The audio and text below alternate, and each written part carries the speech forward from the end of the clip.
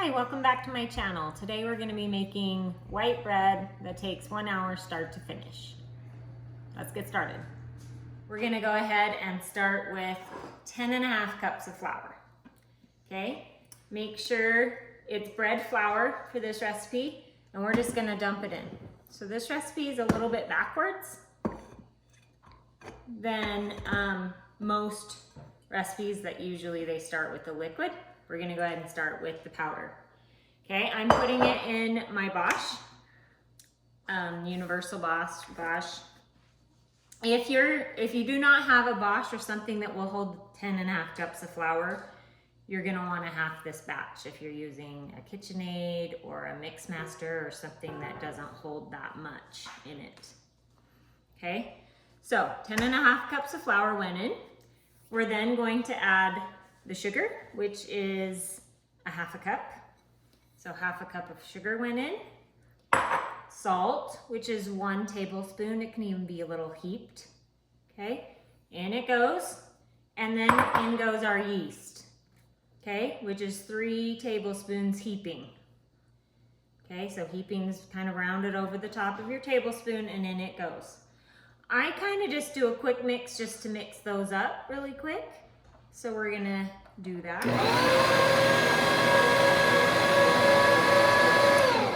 Real quick, that's all we did, just mix those dry. I'm gonna move these into the sink out of the way. All right, the next ingredient is sunflower lecithin, and you do 3 quarter-size dots, just right on top of your flour. Okay, so you're gonna squeeze these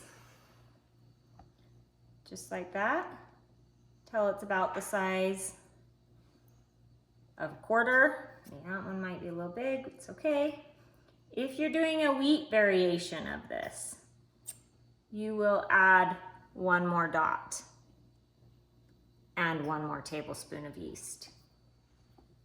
Okay, so 1 more dot of the sunflower lecithin and 1 more dot of the yeast. And you can look for the comments on where you can find this, okay, or in the description. All right, so our flour is in, all of our dry ingredients are in. Now we're going to add the wet. Okay, so 4 cups of water is what's going to go in. I'm gonna add a little bit more because I'm a little lower elevation.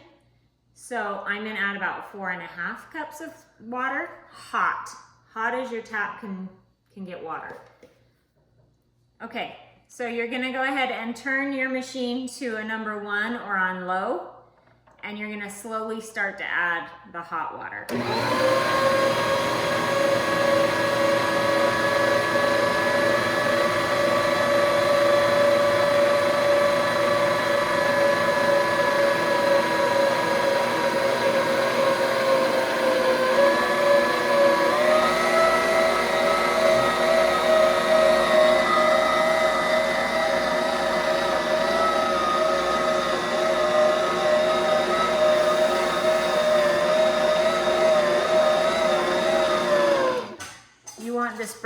This dough to be a really sticky consistency.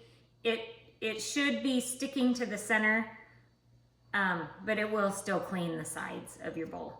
Okay, so make sure it's sticky, kind of more like a cookie dough consistency. Okay, if you need, you can add a little more water to get that consistency.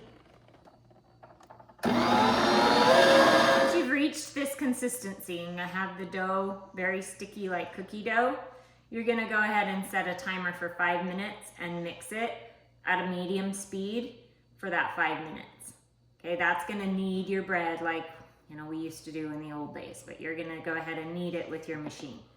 So I'm gonna go ahead and set a timer on my microwave, or if you have a little egg timer or something, that's perfect. Okay, so while I'm waiting for the bread to knead, I'm gonna prep the baking pans. To do that, you're gonna get some cooking spray. You can use butter, oil, or the cooking spray. Any of those will work great. This batch makes about 4 regular sized loaves. You can make 8 mini loaves out of it. You can also make 8 artisan loaves. For regular loaves, spray the bread pan generously with your cooking spray or with oil. For the artisan loaves, you're going to use a cookie sheet and you're going to spray those generously. Once my bread's going to be done kneading, I'm going to dump it out onto a cookie sheet, so you're going to want to prep that with cooking spray also. And then you're just going to knead it a little bit on that cookie sheet, and then you'll be ready to form your loaves. My 5 minutes is up. We're done kneading our bread, and if you want to see the consistency, it's still sticking to the center, but it kind of cleaned the sides. That's what you want. Okay, you don't want it in a big blob flopping around your bowl. You want it right here so it's very sticky. Okay, it's gonna stick to your hands. That's what we want. All right, I'm gonna take my bowl off. I'm gonna kind of move this machine out of my way. Take the center out and scrape it. Okay, then I'm just gonna go ahead and plop this dough right into my cookie sheet that I've prepared. And like I said, it's just a regular cookie sheet. You could do it even out on the surface if you wanted. I like to just keep it on a cookie sheet so then I can wash it real quick. And like I said, real sticky. It's kind of a pain to get out of the bowl. Sticks to everything. Then, once you have it on here, you're gonna kind of knead it to help form your loaves. So what I do is I form one big loaf, and if you're really particular about getting them exactly, you can take a knife and cut them. I just kind of squeeze them with my hands because I'm a cheater.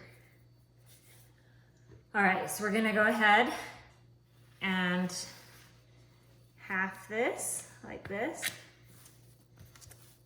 into 2 even round balls.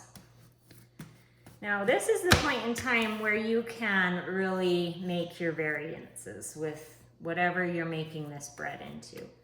This makes fabulous focaccia bread. This makes fabulous pizza.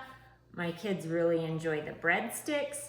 So at this point in time, I would probably make half of this into pizza and breadsticks, or you can make like almost pizza pockets out of half of it.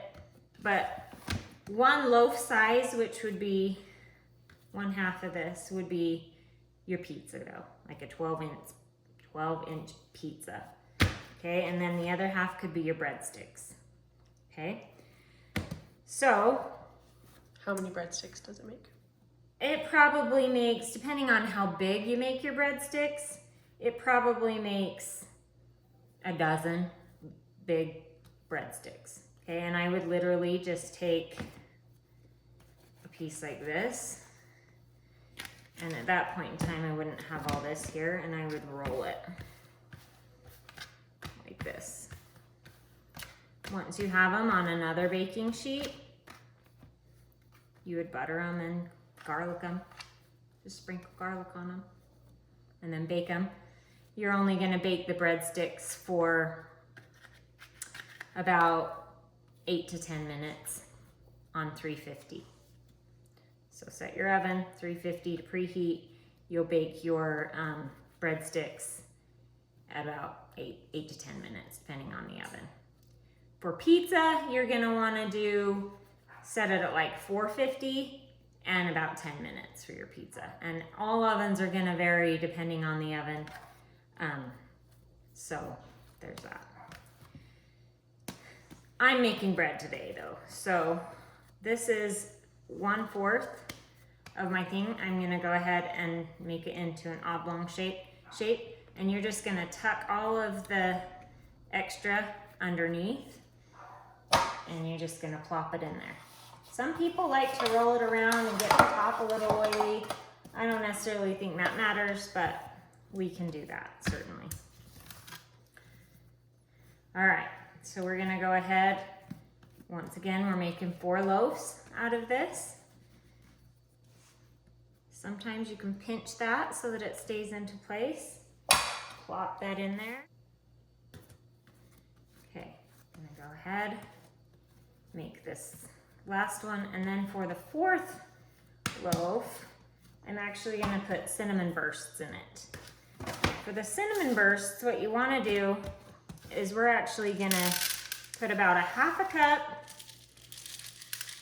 maybe not even a half a cup, of these little cinnamon chips in, and check the description for where you can find these cinnamon bursts. They're kind of tricky to find, so I'll put a link in there for you. So these are the best cinnamon bursts I've been able to find. I buy them at Gigi's. I will put it also in the description, and I'll put a link in.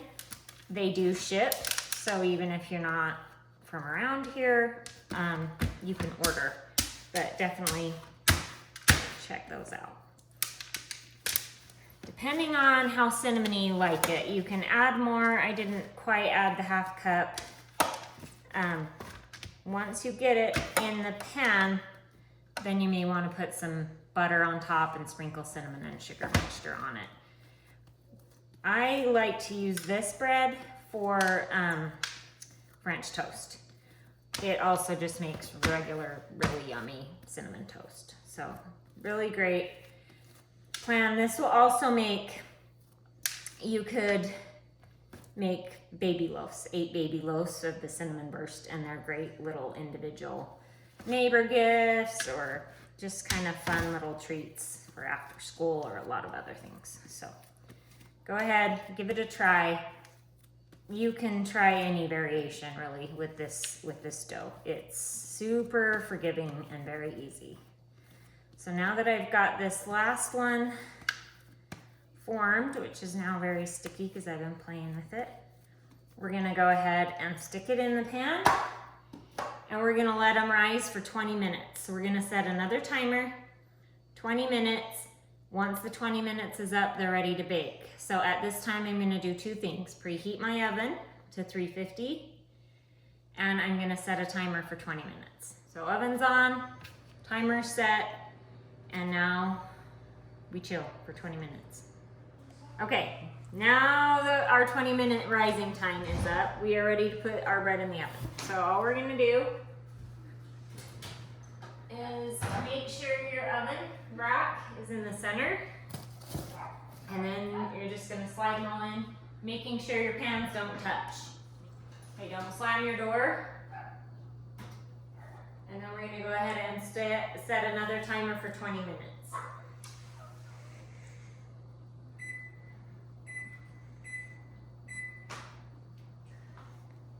All right, so make sure you get some cooling racks out. You'll be able to put 2 loaves per rack on a regular size, depending on the size of your cooling rack. So have enough space for all 4 loaves.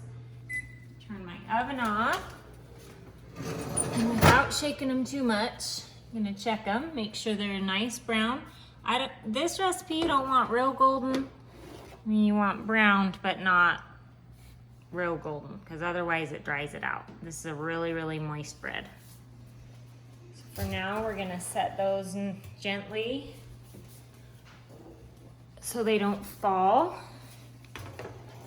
Set that right there. Now, you're not gonna wanna leave them in these pans very long because they'll sweat. So what we're gonna do is dump them. You're gonna kind of just tip it onto its side and shake it out. You can leave it on its side if you want. I just kind of gently turn mine back over. Thank you so much for watching my 1-hour bread demo. Join me next time for another video. Subscribe, like, add any comments that you want or suggestions for other videos. We'll be doing another one next time, so make sure you join. Make sure this is all cooled before you cut it. I like to use my Cutco bread knife for that, and then I store them nicely in just a grocery store brand bread bag, and then use a little tie to tie it up. So go ahead, hope you enjoy your bread, and I hope it turned out great. Comment, subscribe, and like.